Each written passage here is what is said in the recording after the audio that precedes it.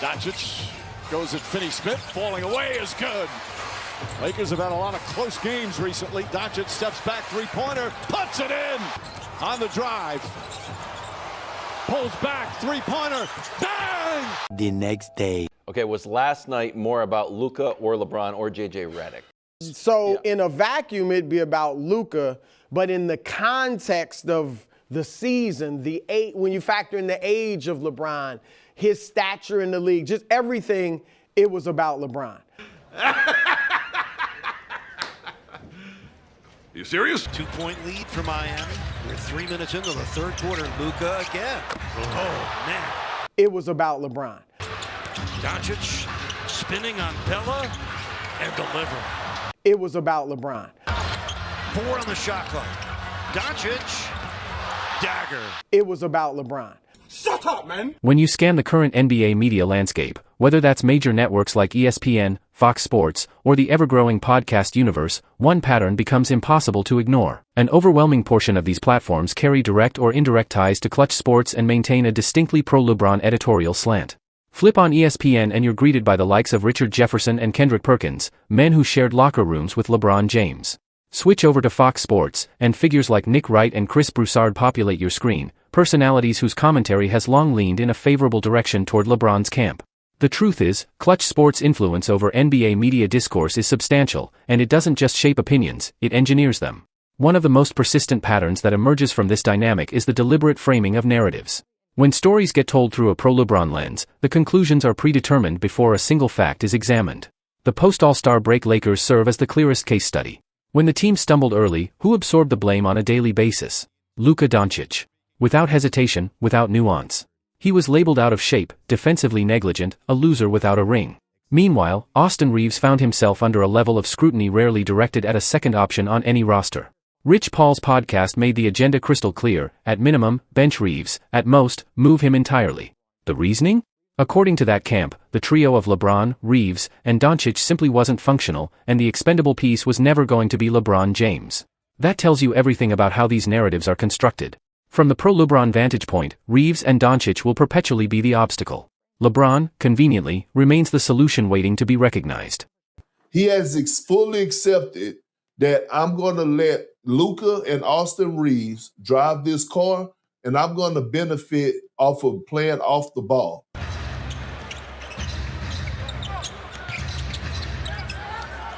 There's Doncic. Wow. Showing his speed out there. 2-point lead for Miami. We're 3 minutes into the third quarter. Luka again. Oh, man. As a center, DeAndre Ayton looks like he just can't stay with Bam. Oh, another laser beam. Bam picks up Doncic. You crowd him, look what happened. Heading into this Lakers season, the defining question surrounding the roster was straightforward: could the new Big Three actually function together and deliver winning basketball? For the bulk of the regular season, the answer was a resounding no, and the individuals assigned blame were Luka Dončić and Austin Reaves. Fast forward to LA's recent 7-game winning streak, their most dominant stretch of basketball this entire season, and logic would suggest that the same individuals who absorbed the most criticism should now receive the most recognition. But anyone who understands how the pro-LeBron media machine operates knows that's not how this works. When the Lakers lose, it's Doncic and Reaves failing the team. LeBron's name barely surfaces. When the Lakers win, suddenly LeBron is the architect of the Renaissance. Yes, Luka contributes. Yes, Reaves provides quality play. But according to this media faction, the supreme difference maker, the irreplaceable variable, is LeBron James. That framing is not analysis. That is mythology dressed up as basketball commentary. The honest, data-supported explanation for why Los Angeles is winning right now has nothing to do with any supposed sacrifice from LeBron James. What actually shifted was Luka Dončić elevating his game from borderline negative production to an absolute tour de force. Over the last 7 games, Doncic has not just played well, he has been historically dominant, operating at a level that few players in the modern era can reach. Luka has been sensational during the Lakers' 8-game winning streak, averaging over 40 points per game. He's the first Laker to average over 40 in an 8-game span. Since again, we're bringing back Kobe back in 2007. The next day. If I dribbled the ball for 15 to 20 seconds, and then I either shot or passed to the guy that's going to shoot, my numbers would be through the roof too. And I love Luka. I just gave him all these props as an individual player. But he doesn't have to carry this load for the Lakers. He's choosing to carry it because that's the only way he knows how to play. Are you retarded? If you approach this Lakers winning streak with genuine objectivity rather than allegiance to a narrative, the picture becomes remarkably clear. LeBron James is a contributor, no reasonable person disputes that. But he is not the centerpiece of this run. He is not the headline.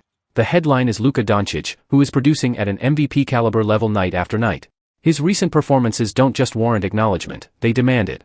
Yet scan the media coverage, consume the talking head segments, and you would have virtually no idea that Doncic is the primary engine driving this team forward. That selective blindness is not accidental. It is intentional, institutional, and deeply revealing about where loyalties lie in this industry. I think the story, and JJ was talking about it, is LeBron's first acceptance of being the third guy. Flashback. After a brief hiccup right at the start of the game. It was about LeBron. Pull up. Doncic with the swish. It was about LeBron. Hart drives baseline. It's Hachimura. Now Doncic, long three. It's good. It was about LeBron. Let's pause here and address something that deserves direct attention, because beyond the pro-LeBron bias, there is a separate and equally troubling issue, the sheer intellectual laziness of NBA media personalities in general. The goldfish-level memory on display from commentators like Chris Broussard is genuinely staggering. Here is an undeniable fact. Of the Lakers' 7-game winning streak, LeBron James was absent for 3 of those contests.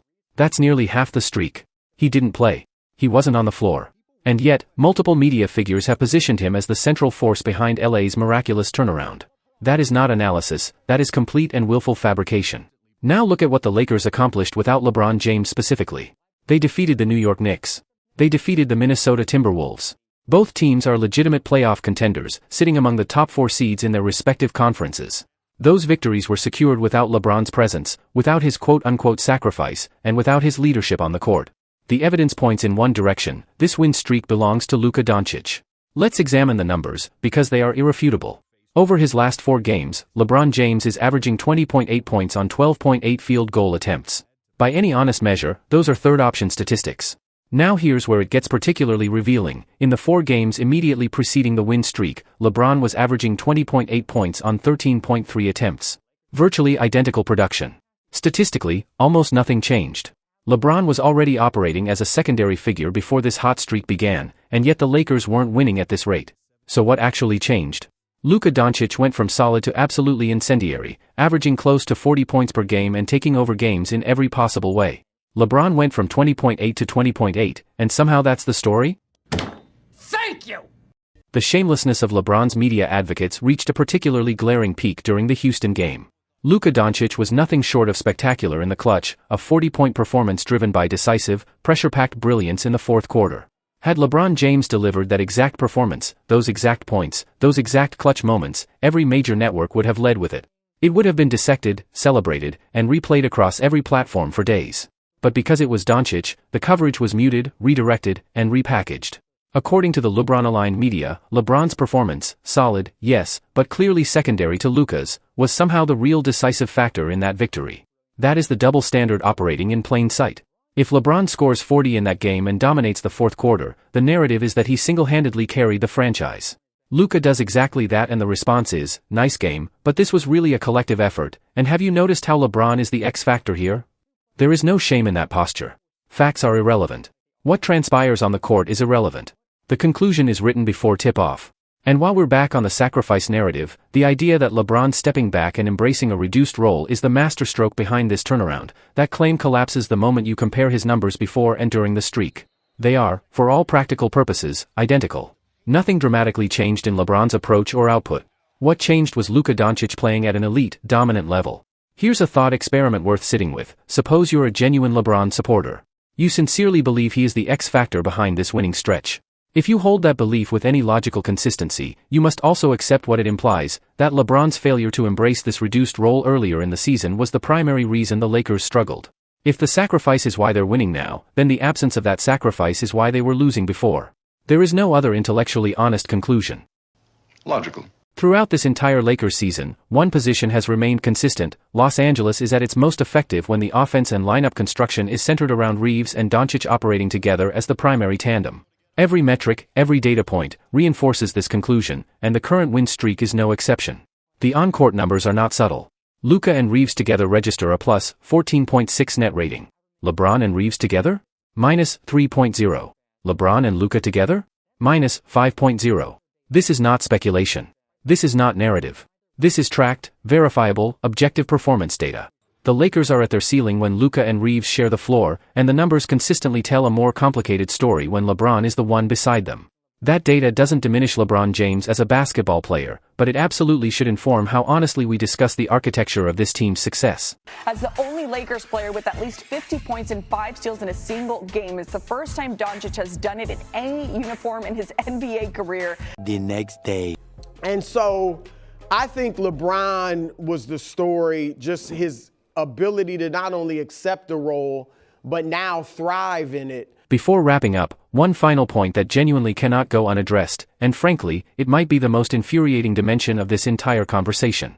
LeBron James is now, unambiguously, operating as the third option on this Lakers roster. And in that role, he is receiving universal praise, endless credit, and virtually zero criticism. Compare that to the treatment every third option has received throughout LeBron's entire career.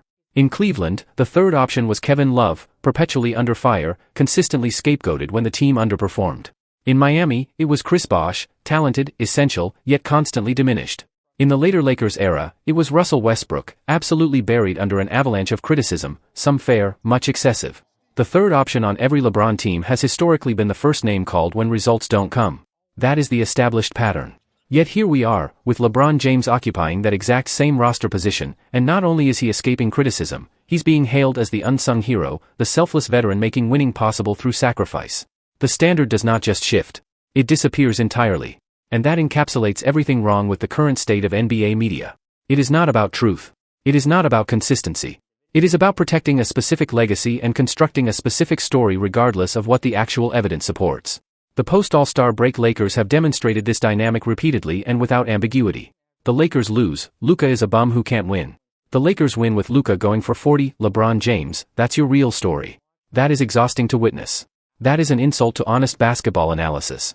And that, ultimately, is the point of this entire discussion. As always, thank you for watching. If you found value in this breakdown, make sure you're subscribed and I'll see you in the next one.